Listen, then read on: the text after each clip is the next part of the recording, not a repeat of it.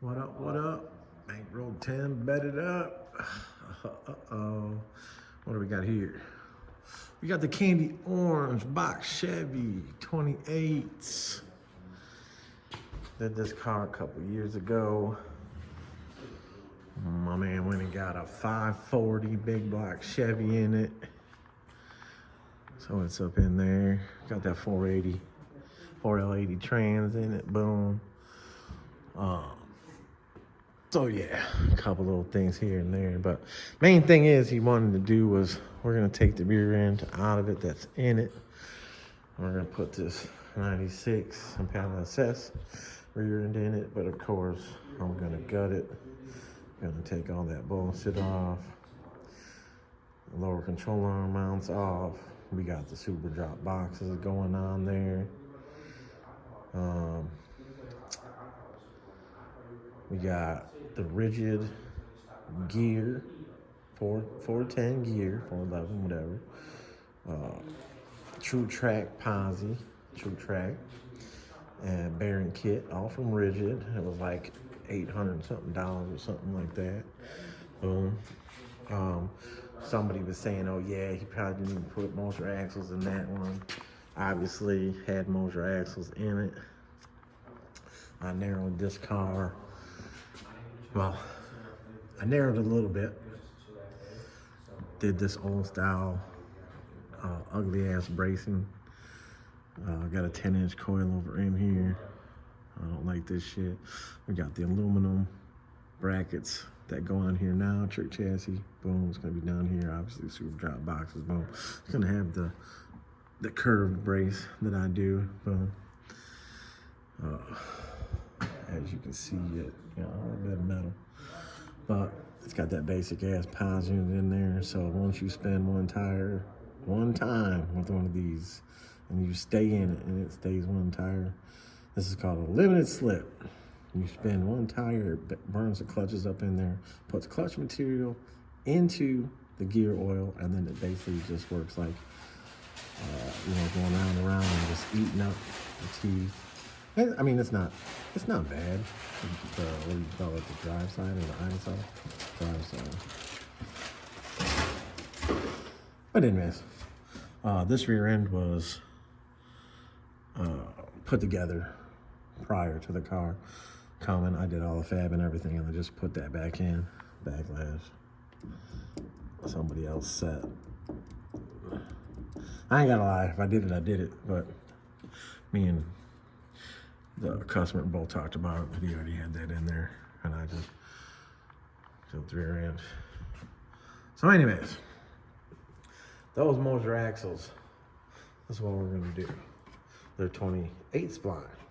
We got all the 30 spline going in.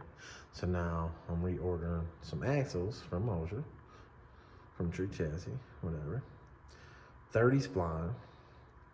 This axle, I believe this car stock was like 30 and 3/8, something like that.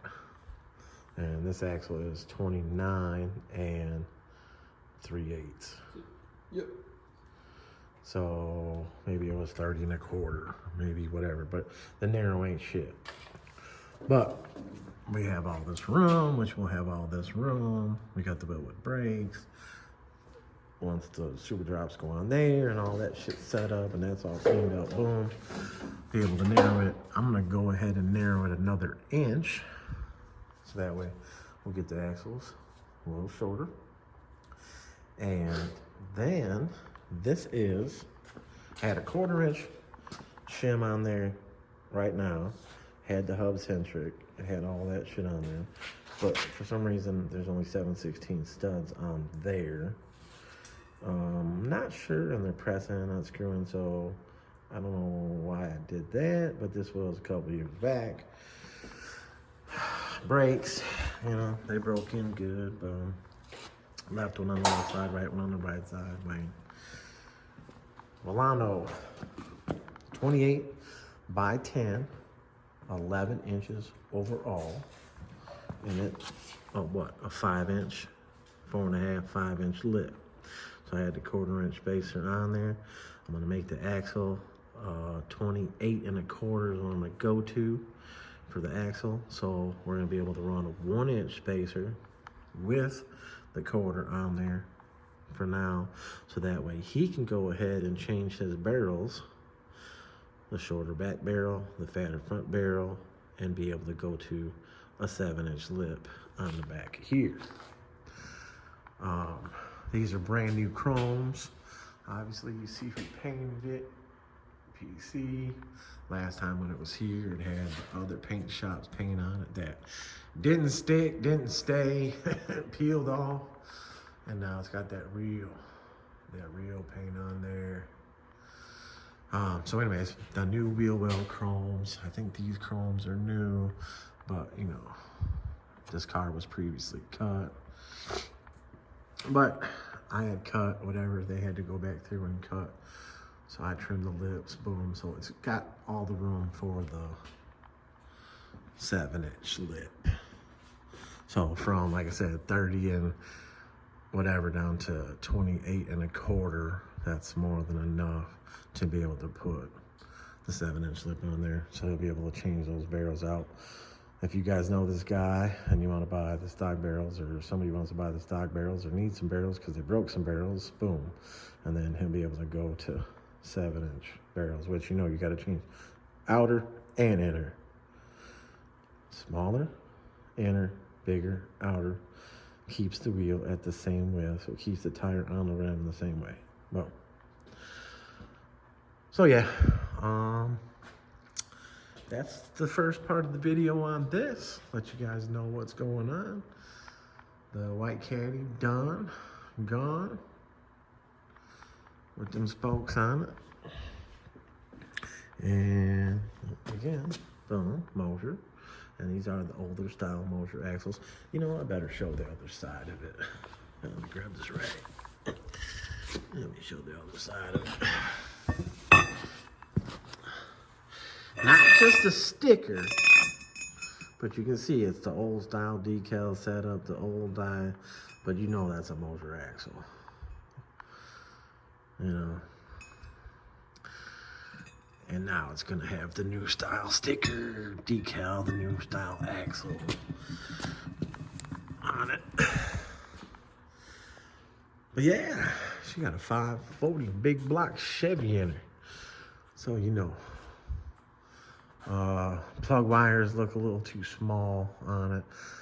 Gonna go ahead and put some bigger plug wires on it, some 8.5 MSDs. Check the plugs. The carburetor doesn't have a choke on it. Take the carburetor number down so that way we can get a choke, electric choke. Wired it up. He had a problem with his fans.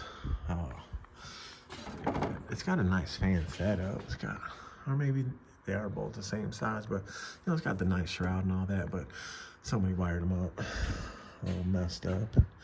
You can see here, here's one wire part right here. Looks like it was crimped really good. I mean, that's a perfect ass. Oh wait, look, that's an excellent ass crimp. But anyways, I guess it burned up 2 fan boxes. He's got the third one and asked me to put it in and look over some other things and see if we can't get it to run better. The 4L80 by Carl. And stall wise, motor paperwork said it would call for a 22 to 2800 converter, and this one's only matting out at like $2,000, so 2,000 RPMs. So that's something later on he's gonna have to do. Jaden, this thing's column shift? Yeah. Yeah, this is yeah, that's not right. Yeah, that's not right. But anyways, go over some things for him, check out some things, let him know about some things, and hopefully here, once the axles get here, I'll have them ordered tomorrow. Once the axles get here, but I'll get this housing. Oh, my kid will get it stripped down. We'll get it on the bench back there and clean it all up, cut all stock mounts off there and all that. And yeah. All right, y'all. I know I don't have to point this out, but I know somebody will see it, and somebody will say it's from the frame notch, but see that right there? Yeah. So it has a little bit of a gap on it when it's stock sitting on the ground. But if you look at the bolts under the hood, you see the bolts are loose, and you know, it pulled the fenders or whatever. This car was like this before with the other paint on it. So I don't know why, this and that, but obviously when you put it up on the lift, it stretches them out just a little bit more, but whatever.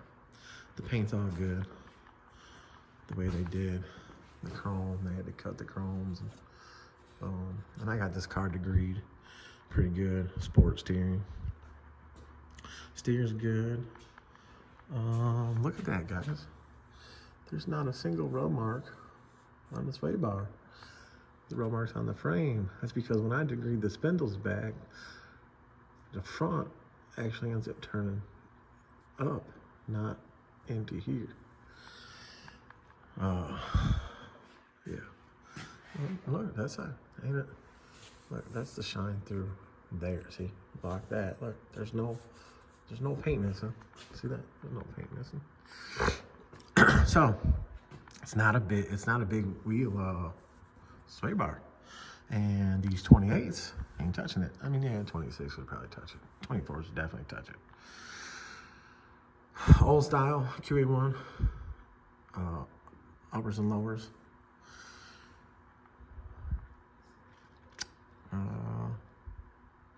Yeah, I'm very surprised that I put the ball joint underneath, but I never had to space it anymore. Yeah, so this side right here, as you can see, it's not as bad as the other side. But this door cannot be opened while it's on the lift. Yeah, car clean. Car got that badass interior in it.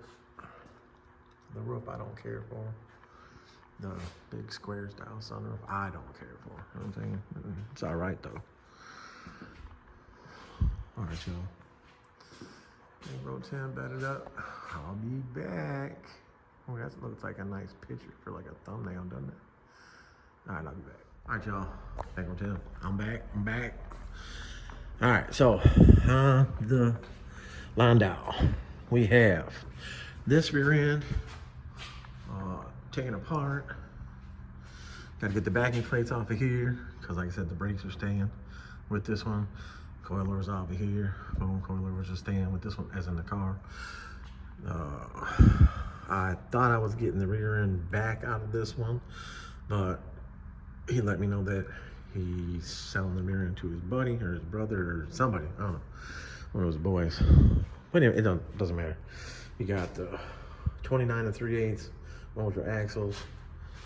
You know, they came out, but they're leaving with the rear end, so now I can get the rear end out, tell them come pick it up. And 373 gear, a basic posi. Obviously, it's got a 540 big block Chevy in it, like I said. And my kid jumped on it, pulling it in, and it went one tire, so that posi would need to be rebuilt, and the gear's a little chewed up, but yeah. And then we got the other rear end.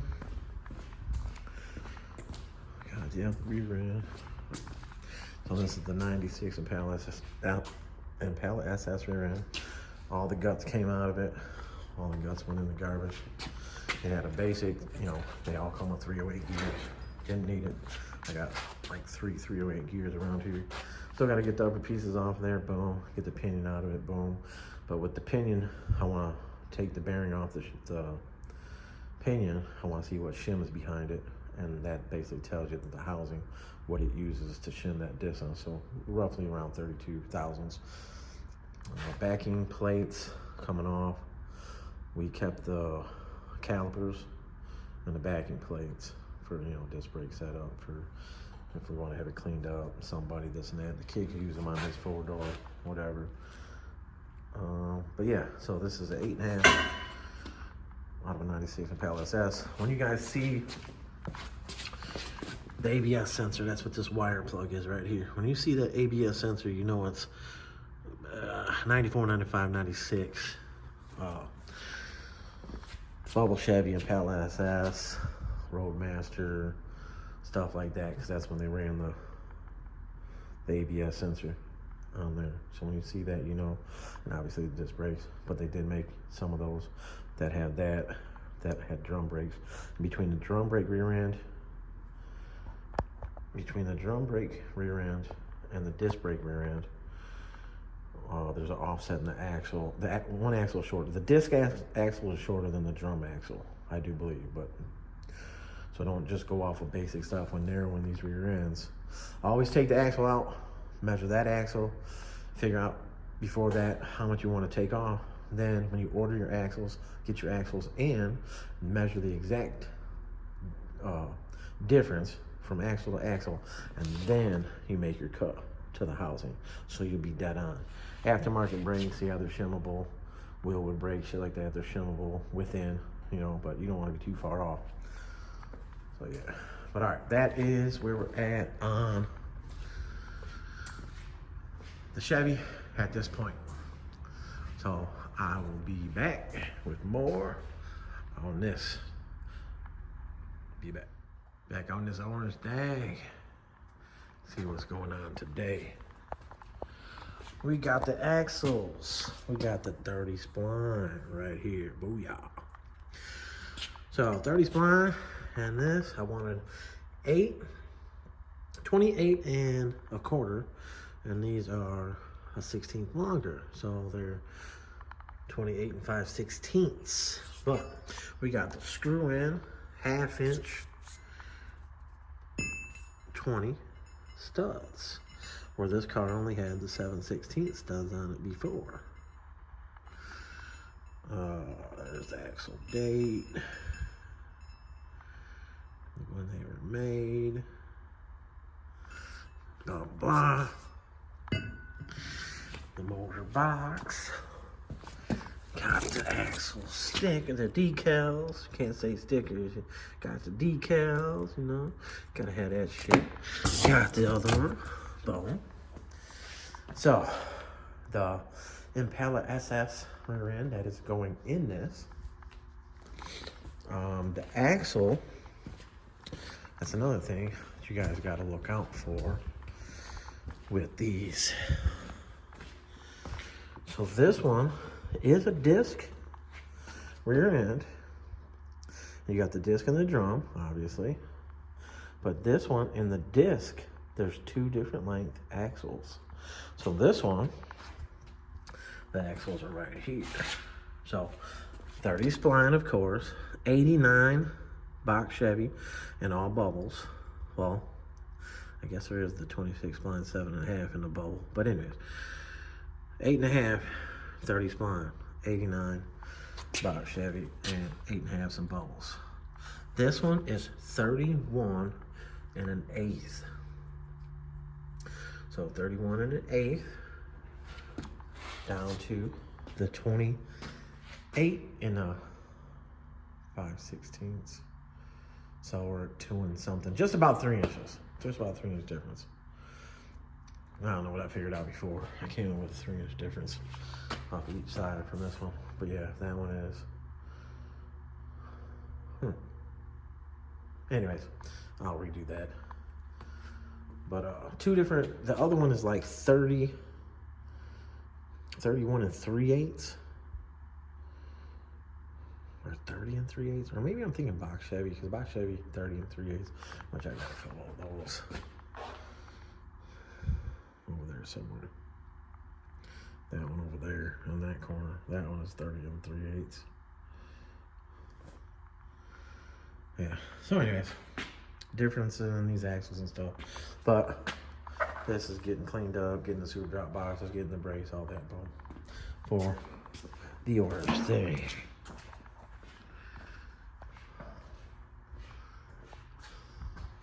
Alright y'all, be back. Alright, on to the next step. On to the next step of this orange. Candy orange. Box Chevy. Landau. Landau. Anyways, we got the rear end over here. cutting off all the brackets. As you can see. Boom. Garbage. Gonna get these brackets all off of here. Then spray a little something on it. Take it outside. Hit it with a little pressure washer. Maybe a scrub brush. Get as much debris off it as I can. Oh yeah, start cutting this side. Look at all that scrap, y'all. Look at that 9-inch ass right there. Twisted, but that's not the big thing, is that over there, junk. But I ain't got time for all this shit to be laying around. Junk. But yeah, gonna get this rear end all fabbed up, cleaned up, fabbed up, super drop boxes, my essential brace underneath of it, and get it ready to get into this orange thing. All right, be back with the next step. All right. Got the calipers off, got the backing plates off. What do you do with the backing plates, bro? Right there in front of the Chevy. Left side backing plate, which obviously. Got that off. We're about to get the leave the shocks in the car. Leave this gold bracket on here because the rear end's staying together. Upper off of that side, lower off of this side. I can get the brake line off up there. And so we can get this rear end out of the car. All right, and then as for the rear end, it is a pain in the ass to clean off all this shit. So it's not done yet, but most of it is done. This has got me fucked up because grinding all this and all the dirt, debris, dust, rust, all through the air. So I've already had to take this one down, blow it off, take the Chevy down, blow it off, had the fan going, so the fan, blow all that shit that way. But it's just, it's nasty. So got it propped up here. I'm gonna clean off this shit. I cut a little deep some spots. I'll be able to take the weld over that. But I gotta grind that off, get this all cleaned up. Get it set up for the super drop boxes. So that's the next move. And after I do the super drop boxes and the brakes and all that shit, I'll narrow it after that. Clock the ends, all that stuff. So I'll see how far I clock the ends on the other housing, and I'll turn around and clock these. And of course, new bearings and seals, the outside. This is a 94, 95, 96 Vellano size housing. And you can always tell that by ABS sensor being located right here. But yeah. All right, y'all. On to the next zip. I know I should set up a tripod or something, right? But then you guys will see that I just sit around and do nothing. All right, back in a minute. All right. Here we are. We got the old rear end right there on the floor. We got the new rear end in it. I got the lower control arm boxes, super drops fabbed up on there. Yeah, we are not the same. Anyways, you guys know what I mean by that. So, these are 10-inch coilovers, and this is what I was using before. And obviously these are super drops, which are lower than how that all comes out. So that might come down a hole or two, but it's almost set. The degree wheel doesn't matter. From the center of axle to there is 17 inches. The 28s are 34 inches. So there's the split, boom. And then when you set the car down, it squishes about 2 inches. So it should go up in the wheel well, 2 inches. So it should sit where it was. And then I want to go a little bit lower anyways. So I'll bring this down a little bit. But this rear end now obviously is universal for any car, any size, spring, shock, this, that, whatever, go right back in here. So it kind of looks a little goofy right there, but it's because it's a 10-inch shock and the rear end's still gonna go up in the car more. But anti-roll.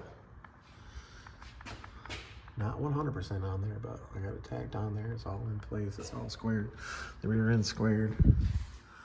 The rear end, this rear end when I put it in was a little bit to the right. So I had to make the upper right a little bit longer, get it over, make sure everything was square. Same distance from outside of here, outside of frame, same distance on that side. Check from the outside of the quarter that way, boom. So, but yeah, I gotta fully weld. I gotta take the anti-roll off now, fully weld the cups to there, to the housing. I gotta make sure I have the ground on the housing side. I still gotta narrow it. Just got new bearings and new seals, and still gotta clock the ends. But yeah, that's super ground. Boom. Weld on the inside, weld on the outside. Not too shabby. Got a little splatter, you know. But this housing, you know, a little rusty, dust. And then I'll be narrowing it, you know, I like this little curve right here. So I'll be cutting it somewhere right in here for my first cut. And my second cut will be whatever the distance is I want to take off. And I want to do that between the new axle and the axle that came out of this housing. And that'll give me exactly where I want to be. And then bolt the backing plates on, shit like that. But got the gear and all that, rigid axle. You know, how you guys go, yeah, however you want to do that. The gear, the true track, the bearings, everything's in that box. So I gotta set up all that, put it in here. I gotta clean out the housing, yeah, it's dirty. Gotta knock out the races, knock out the bearing and seal on that side. So I'll put the new stuff in there, make sure it seats in there properly. Make sure I don't put no fucking chamfered edges or anything on it. Get all that shit out, boom. The new stuff when it goes in, tap it all in. The yoke, I got the yoke off this rear end, which is right over there. That pinion, I'm gonna take that bearing off that pinion and see what the shimming is behind there. That's gonna tell me what. I'll probably end up using the same size shim on the new gear setup. That's a rule of thumb with that stuff. That's how it basically, that's how you figure it out. Whatever's behind that shim, whatever is shim behind that bearing is basically what you put back in the housing with the new gear setup. And of course, obviously the backlash and all that shit. You know, you set that. But yeah, that's where we're at on this one. 90. Other side's 90. Car's level. That shit's pulling. But yeah, all right, let me get this shit welded up and I'll be back. Yo. All right, so rear end is all fabbed. I know I missed a couple steps here and there, but got the rear end up in there, got the brand new axles up in there, got the center section up in there, brakes are back on it.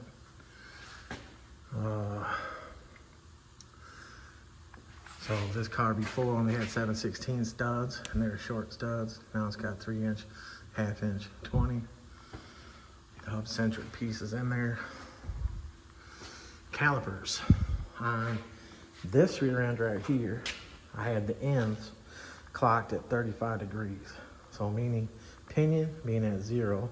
So you put the degree wheel on the back of the housing without the cover on it, straight up and down, 90, 0.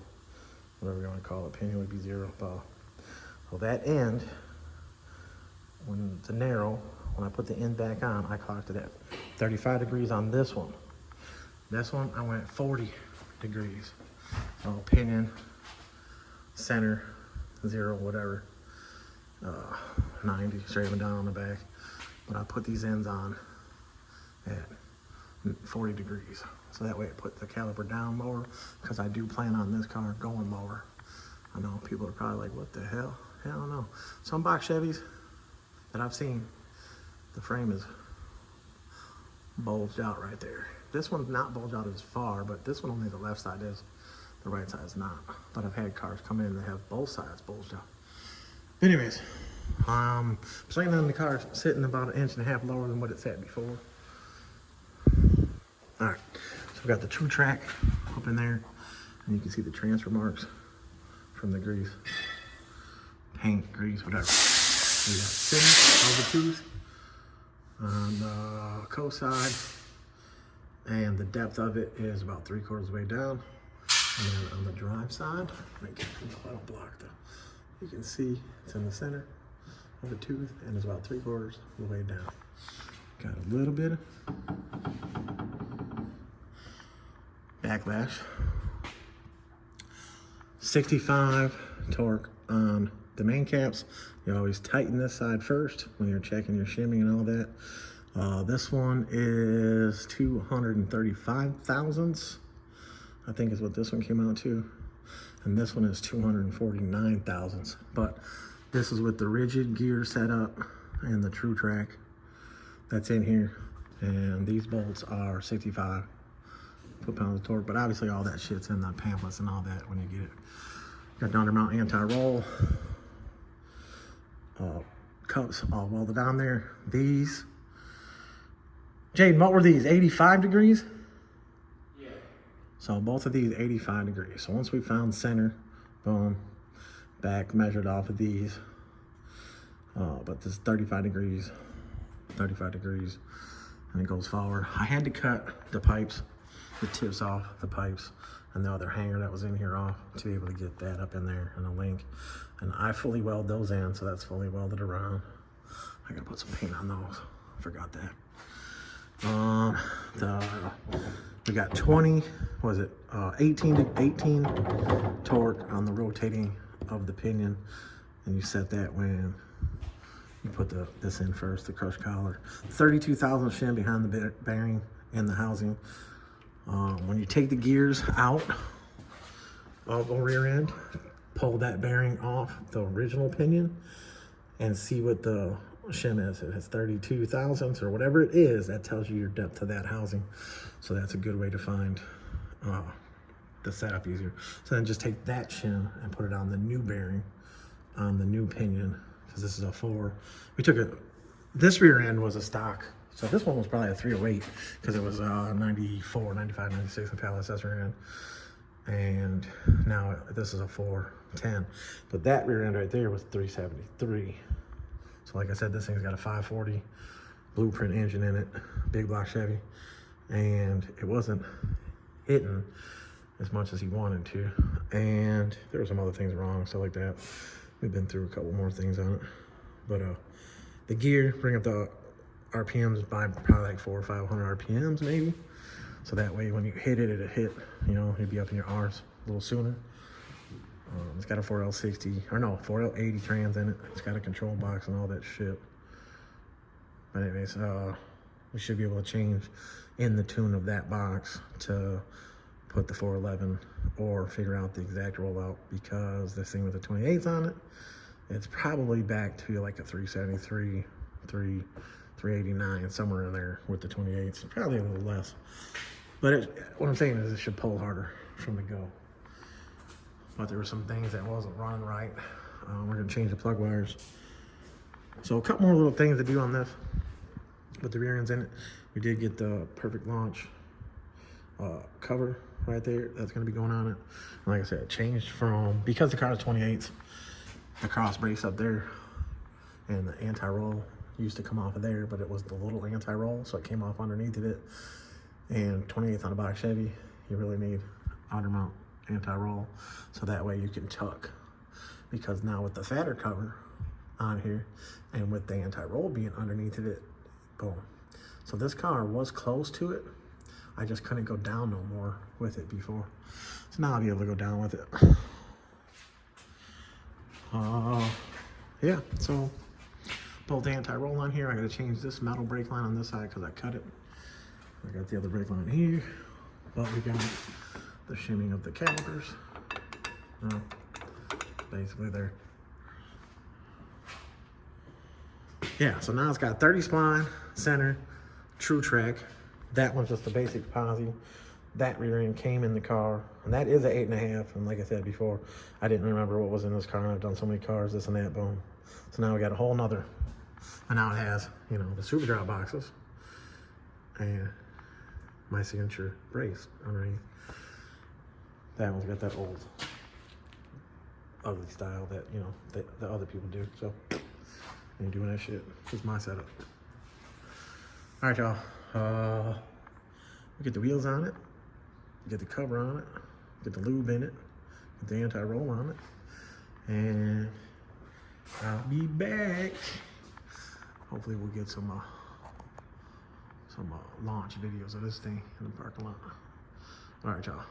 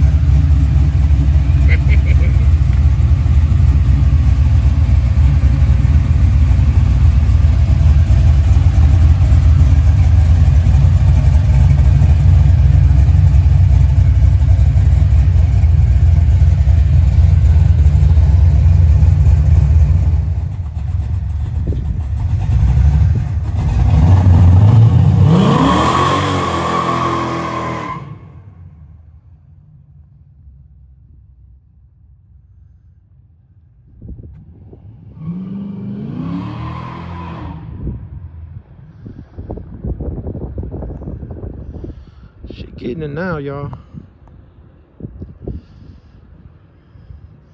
Carburetor's a little too fat.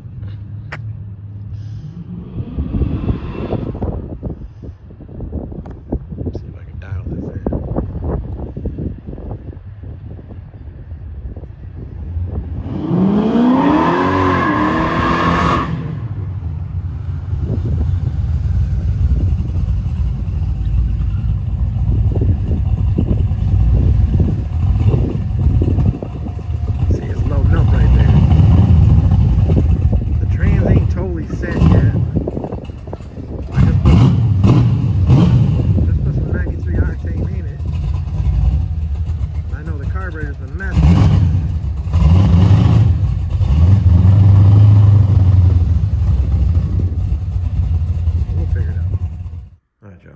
Check it out, check it out.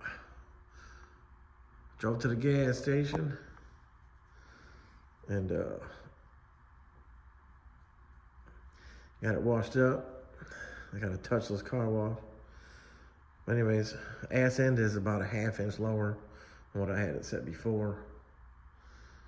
I got a carburetor issue. Somebody changed the front bowl. Gas is running through the bowl and into the carburetor, so that's what was making it sputter. So I don't know what the deal is with the carburetor, but the owner's buying a new carburetor and we're gonna put it on there. It's a big block, so of course it smells like a little fumey, stuff like that. So I'm gonna drop the carb down a little bit, and if I gotta jet the primaries back up, I can jet those back up a little bit. But the trans control box is a TCI control box because it's carbureted, but it's got a 4L80 in it. And I think it's losing the memory power. So I gotta check the powers on that box. I've never worked with one before, but obviously if you set the tune, drive the car down the street and the car does everything it's supposed to do, then you turn the car off, or after a couple minutes, go try and drive it again and it's not holding the same tune. It's shifting differently and stuff like that. There most likely is a memory wire problem. Something's losing power and resetting that box. So gotta go through that stuff a little bit.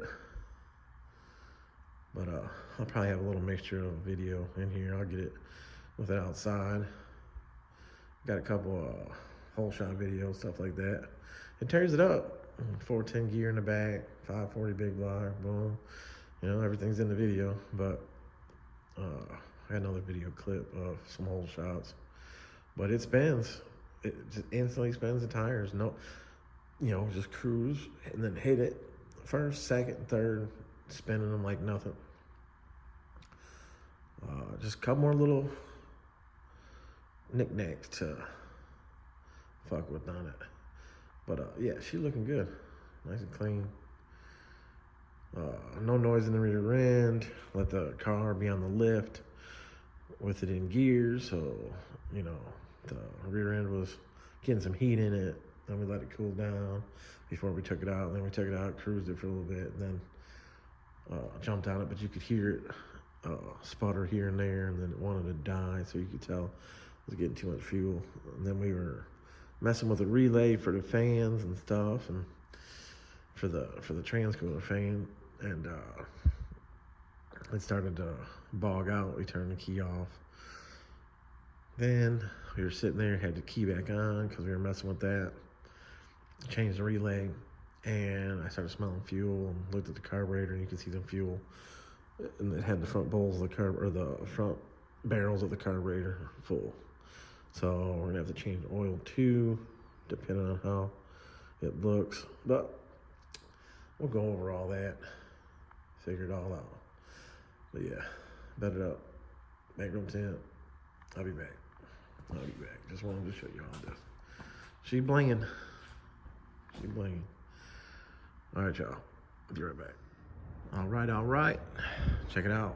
All right, so we got it up in the air again. I already been test drove all that. We're gonna change the oil. Like I said, we just got that. But as you can see, rear end's up in there. Got the aftermarket cover. Perfect launch. Drain it easily. Fill it easily. All sealed down there. You see that nice bead of silicone around there. Like I said, I don't use gaskets. I scuff the rear end. I scuff the back of this, get the powder coat off of it. So you put grooves and shit in it. And that way when you put the gasket maker, because the silicone says right on it, gasket maker, black RTV, this, that, whatever. Put it on there, boom. Let it sit for a while before you put the lube in there. I know people are probably like, oh, that shock is so short. Okay, when I did this car, that's a 10-inch shock and a 10-inch spray. It's at the last holes, the car tucks just fine. The spring is at 9 inches. So I could bring the spring down to 9.5 inches, which would make the spring longer on the adjustment, and set the car down another ½ inch easy. So the car sits perfect. It sits down, you guys see it in the video, boom. Nice little squat, everything. 28. Let's see, we got a little rub mark here, but we did hit a big ass dip. So that might have opened the tub, which I did see a mark in front of the wheel well. Just real light mark. But this car was cut before I did it. And then it got new chromes on it after it was painted, so they fitted the chrome like that. So this wheel sits a little bit farther forward than the box Chevys that are not cut, obviously. It would sit back a little more. So that's why I'm most likely getting a little rub up in there. But again, that's with my fat ass in there, and we hit a big dip in the road, you know, and it was real light. Nothing to worry about. But yeah, so the exhaust was done, and as you can see where the underrunning anti-roll goes, I had to cut off the turn downs, and I cut them on an angle so he could have those redone with the shop stuff. Boom. I had to take off the other hanger. They had 2 hangers on here, left one on the outside because the other one ended up like right there. But yeah, so yeah, that's where we're at on this. Like I said, it's got that big mark in there, and we're about to get the filter off there. Be on the safe side with the carburetor acting like that. We do have the brand new carburetor, so it's taking a little longer to get the car done, but we got the new carburetor. He dropped it off yesterday, the line kit, and we're gonna get that situated, and then do some little adjusting to the carb. And yeah. All right, y'all. I'll be back after we get it buttoned up and show you it outside.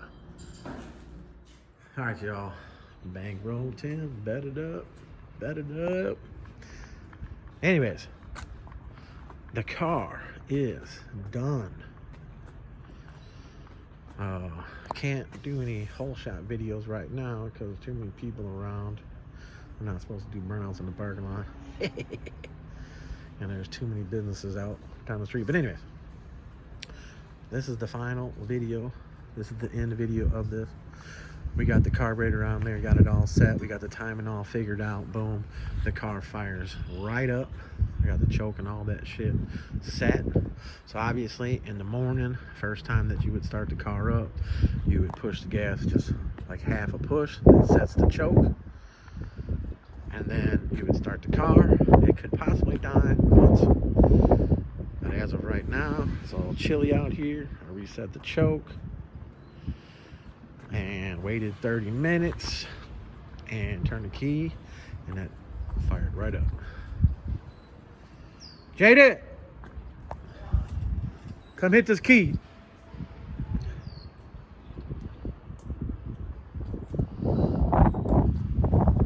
Just touch the key, that's it. Don't touch no gas, nothing. Don't put your foot in the car, nothing.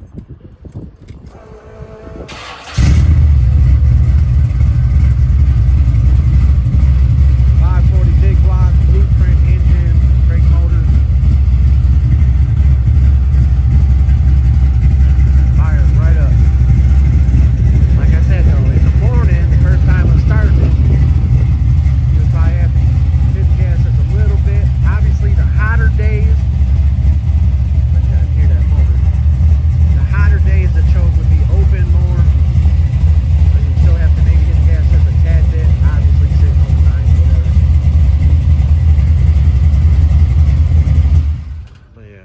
Big block Chevy 28s.